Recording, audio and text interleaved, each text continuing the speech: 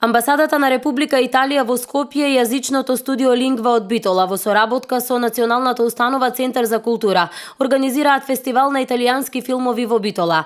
Настан кој се случува во рамките на 17-тата недела на италијански јазик во светот. Од 19 до 22 октомври секоја вечер во 20 часот битолчани имаат можност да погледнат дел од поновите кинематографски италијански остварувања. Се одлучивме во Битола за време на неделата на италијански јазик во светот да се емитуваат италијански филмови од различни жанрови, 4 вечери поред.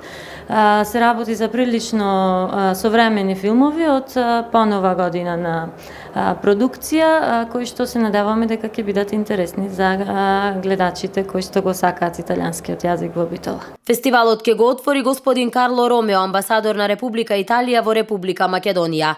Интересот на битолчани за овој фестивал е голем, бидејќи италијанскиот јазик лесно се учи, вели Кулевска. Битола е град на кинематографијата, првенствено по фестивалот Браќа Манаки. Според тоа, мислам дека битолската публика ги цени европските филмови.